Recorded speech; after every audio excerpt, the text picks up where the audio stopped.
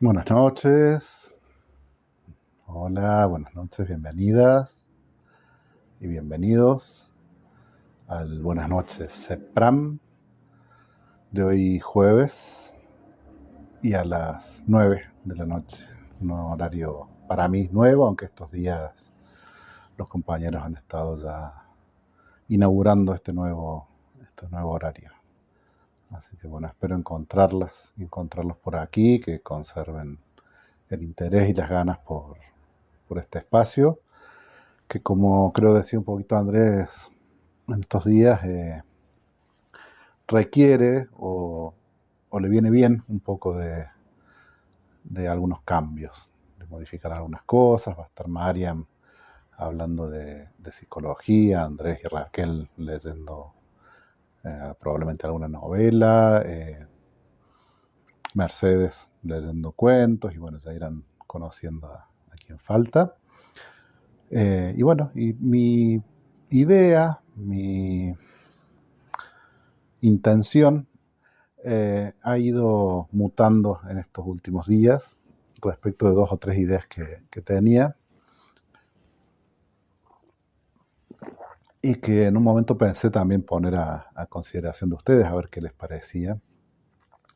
Por un lado, me gusta la idea de hacer una historia más larga, que no se pueda agotar en una única noche, y seguirla a lo largo de los distintos jueves, que va a ser siempre el día que voy a estar.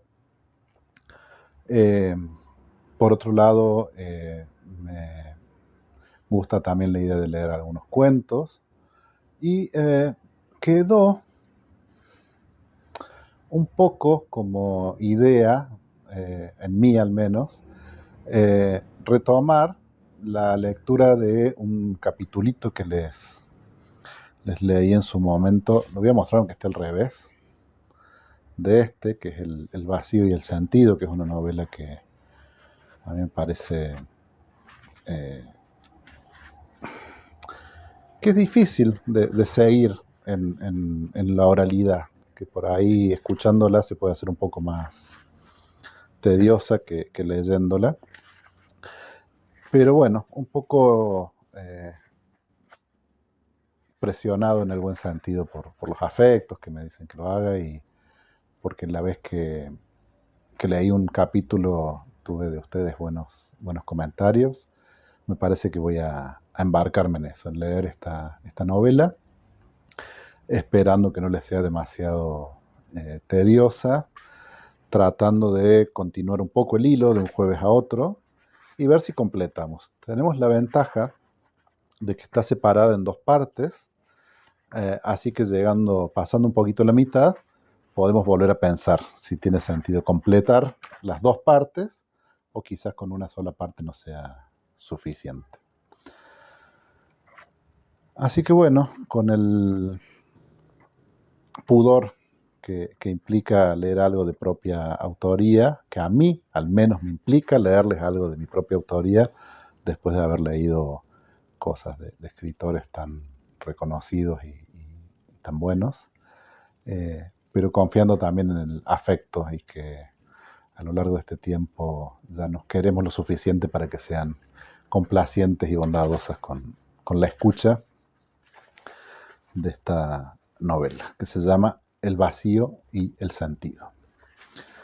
Como les decía, está separada en dos partes. La primera de ellas se llama Sentido de vacío, y después la otra se va a llamar Vacío de sentido. Vamos por ahora con esta primera y después, como les decía, evaluamos. Espero no estarme perdiendo, como otras veces, sus comentarios. Por las dudas voy a escribir algo acá y ya empezamos con la lectura.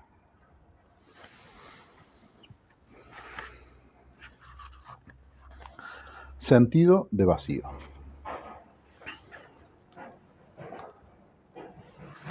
Capítulo 1. Hay muchos y diversos motivos para afirmar que este no es el comienzo de la historia. El más aparente, vinculado a la secuencia de los hechos. Muchos de los eventos que se narran sucedieron antes y muchos otros sucederán después del momento en que escribo estas palabras, que, también es obvio, no forman parte de la trama. Y lo más importante, yo no soy ni el protagonista ni el autor de la narración. Quien importa aquí es Gonzalo, y esta es la historia de cómo él construyó esta historia. Aunque como verás, él no estaría de acuerdo. Él diría que esta es la historia de Arturo, quien, a su vez, aseguraría que todo se trata de Ana. Conocí a Gonzalo hace muchos años, cuando él tenía 19, aunque parecía más grande y quería ser escritor. Tenía ya muchos poemas y textos breves que reunía cada tanto en una especie de libritos fotocopiados que él mismo hacía circular entre sus conocidos y entre los oyentes de un programa de radio que conducía un amigo. Cada tanto también leía ahí sus poemas. Con la idea de escribir una novela, comenzó a asistir a un taller literario que yo coordinaba. Esa novela, cuyo argumento me contó muchas veces, narraba la historia de un joven que no había conocido a su padre y decidía escribir, inventar una biografía que lo describiera como un sujeto excepcional. Como toda primera novela, tenía en su argumento mucho de la vida de Gonzalo, que era adoptado y no conocía a sus padres biológicos, y tenía un vínculo distante y difícil con sus padres adoptivos. Pero tenía también una complejidad en su planteamiento de libro que cuenta la historia de la escritura de un libro, aquello que Fowler llama poiumenon, poco común en una primera novela y especialmente para un chico de esa edad. Siempre que vuelvo a esa época me invade la culpa. Creo que mi inexperiencia en la coordinación del taller impidió que esa novela fuera escrita. Pienso en qué hubiera pasado si Gonzalo hubiera tenido a alguien más indicado que yo para guiarlo y acompañarlo en el proceso. Pero me tuvo a mí, que coordinaba ese taller por casualidad y no por mérito propio. Es que quien lo había fundado, Arturo Guerrero, había tenido que salir repentinamente del país y me había dejado a cargo. No supe entonces el motivo de su viaje. Todo hacía sospechar de una huida. Y de hecho, supe que se había ido recién al recibir una carta suya desde España. Era una breve comunicación que decía poco más que eso. Había tenido que viajar apresuradamente, no sabía cuándo volvería y me pedía que me hiciera cargo del taller. Al principio me sentía halagado. Era una distinción. Yo pensaba asistir al taller y de repente me tocaba coordinarlo. Después llegaron el temor y la ansiedad, porque no tenía idea de qué era lo que tenía que hacer. Finalmente llegó la decepción, porque el día que había fijado para el primer encuentro no asistió nadie. Es que la expectativa que podía generar ese taller estaba vinculada a la fama que Arturo se había hecho a fuerza de su activismo literario de barricada. Años atrás. Después se había ido y había dejado el recuerdo que teníamos de su actitud lindera con lo delictivo. Con su vuelta, muchos esperábamos que nos llevara de nuevo a esos límites.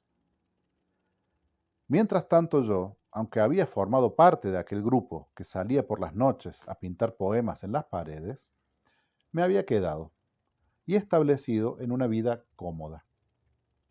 Para cuando él volvió, yo había abandonado la carrera de diseño gráfico y trabajaba en la imprenta de mi familia. Mi experiencia con la literatura estaba limitada a los años que había pasado con él. Por eso, cuando volvió a irse y me dejó a cargo, mi reacción fue de pánico. Después, de a poco, me fui haciendo a la idea. Recuperé las consignas de aquellos años y las organicé en un programa de trabajo con un sentido. Luego de atravesar todo ese proceso, era decepcionante tener que abandonar y cancelar el taller por falta de participantes. Había conseguido un pequeño anuncio en la sección cultural del diario, pero por problemas de espacio no había salido a tiempo para esa primera reunión. Así que decidí darle al taller una segunda oportunidad. Quizás algunos de los antiguos compañeros quisiera volver, pero se había perdido el primer intento. Quizás alguien nuevo llegara a través del diario. Llegaron 4. Una mujer de unos 60 años, encantadora, que no escribió ni una palabra durante el tiempo que estuvo en el taller. Una chica de unos 30, que se dedicaba a escribir una poesía extrañamente melosa en los tiempos muertos que le dejaba su tarea de guardia de seguridad. Y 2 jovencitos con cierta arrogancia bien disimulada. Al menos uno de ellos, Gonzalo, disimulaba. El otro, no recuerdo su nombre, no hacía ningún esfuerzo por disimular su aire de superioridad, y al poco tiempo dejó de asistir, con cierto alivio de mi parte. Frente a mi primer encuentro con la soledad, aquella discreta multitud me sorprendió, y excepto por el amigo de Gonzalo, el grupo se mantuvo estable durante todo ese año. Llegamos a publicar incluso una antología que imprimí en la empresa de mi padre y que todavía guardo, como mi primer trabajo de editor. Tengo ahora al frente, mientras escribo, la tapa de ese libro enmarcada en la pared de mi oficina. Pero estaba claro que el único que tenía alguna habilidad para la literatura era Gonzalo. Siempre creí que si hubiera sido constante, podría haberse dedicado a escribir profesionalmente. Pero con el tiempo, ante el nulo avance de su carrera y de su novela, cedió al desaliento y dejó de escribir. Habiendo recorrido yo un camino similar, no puedo hacer ningún juicio al respecto, salvo quizás que conmigo la humanidad no perdió un gran escritor. Y siempre he estado convencido de que el abandono de Gonzalo sí nos ha hecho perder algo bueno. Durante ese año de taller, por el estilo de consignas que yo proponía, llegué a conocerlo bastante. Nos caíamos bien. De vez en cuando nos tomábamos una cerveza y conversábamos. Después, cuando ya se hizo insostenible mi simulación de coordinador y el taller finalmente se disolvió, con él nos seguimos viendo cada tanto. Como suele suceder, esos encuentros se fueron espaciando y cuando me lo crucé por casualidad la última vez, hacía varios años que no nos veíamos. Me dio mucho gusto encontrarlo. Nos tomamos la cerveza correspondiente y nos pusimos al día. Ahí me enteré que estaba trabajando en una estación de servicio y que seguía sin escribir. Ahí, él se enteró de que como negocio paralelo a la imprenta, yo había fundado una editorial. Le hizo gracia que le hubiera puesto como nombre El Golem, que era el nombre del programa de radio en el que él leía sus poemas cuando lo conocí. Me apenó, como siempre que me veía con él, pensar en lo lejos que habíamos quedado de aquellos tiempos. Y pensé que quería editar un libro suyo, aquella novela, si lograra terminarla. Pero no estaba seguro de que los números de la empresa lo permitieran. El negocio estaba, en realidad, en los autores que financiaban la edición de sus propias obras, y no era tampoco un gran negocio.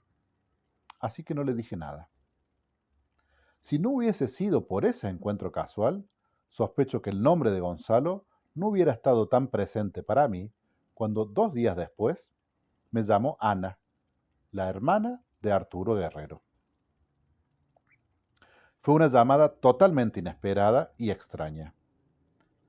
A ella la había visto 2 veces, en las épocas buenas, previas a la primera partida de Arturo. Y me acordaba de ella porque es una mujer imposible de olvidar. Pero no hubiera apostado porque ella tuviese algún recuerdo de mí, ni de hecho, noción de mi existencia. Y sin embargo, ella sabía quién era y a qué me dedicaba. Hola Martín, me dijo. Soy Ana Guerrero. Te llamo porque creo que llegó el momento de contar la historia de Arturo. Y como vos lo conociste y te dedicas al negocio editorial, me parece que sos la persona ideal. Le expliqué que no tenía noticias de Arturo desde poco después de su partida y que incluso de ese viaje no había llegado a saber nada. En verdad, había cruzado algunas cartas con él en ese tiempo, pero no las mencioné. Ya lo sé, me dijo. Ese viaje y los motivos que lo llevaron a escapar son el núcleo de la historia. Pero no es que haya que averiguarlo, yo sé lo que pasó y tengo documentos para reconstruir la historia. Solo necesito que alguien lo haga, que la construya y que la escriba. Inmediatamente, la idea de emprender esa tarea me abrumó.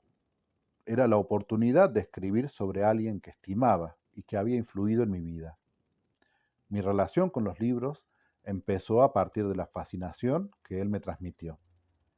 Y además estaba la posibilidad de develar el misterio de su partida, que no es que me quitara el sueño, pero sí era uno de los enigmas que me quedaban en mi modesta, aburrida vida. Pero por otro lado, me sabía incapaz de hacerle honor a esa historia. Como me pareció una debilidad demasiado personal, ensayé una excusa más mundana, que no tenía tiempo o algo así. Me preocupó que insistiera y que me obligara finalmente a confesar mis temores más íntimos, pero ella inmediatamente estuvo de acuerdo. Entiendo, me dijo, pero como editor tendrás contacto con alguien que pueda hacerlo y encargarle personalmente vos de la gestión editorial. Sé cómo funciona, no te preocupes, estoy dispuesta a pagar por la investigación y por la edición. Era una propuesta imposible de rechazar. Casi todos mis clientes estaban convencidos de ser grandes escritores y en general no toleraban mucha corrección ni consejo. Así que la práctica totalidad del catálogo de El Golem Ediciones me generaba más que otra cosa vergüenza. Ana me ofrecía la posibilidad de editar finalmente un libro del que poder enorgullecerme, partiendo de una historia que debía ser interesante, eligiendo a alguien que la escribiera bien, controlando los detalles, y además develar el enigma de Arturo. Por el modo en que funcionaba el negocio, la verdad es que no tenía contacto con muchos escritores solventes a quienes pudiera confiarles la tarea, como Ana había supuesto. De no ser por el encuentro casual y reciente con Gonzalo, no se me hubiera ocurrido nadie. Así que él fue mi primera y única opción. Con él terminaba de cerrar el círculo porque podría, con este encargo, amigarlo con la escritura y darle su primer trabajo literario pago. Lo llamé inmediatamente después de cortar con Ana y quedamos en encontrarnos. Dudó bastante en aceptar. Su perspectiva era muy distinta de la mía. Había acusado el golpe de la decepción y no estaba dispuesto a arriesgarse a un nuevo fracaso. Y la figura de Arturo no tenía para él el peso que tenía para mí. Solo lo había reconocido por relatos ajenos. Tuve que insistir, pero finalmente me dijo que lo haría. Me dijo que sí, que escribiría la historia de Arturo Guerrero. Pero en lugar de eso, es esto lo que escribió.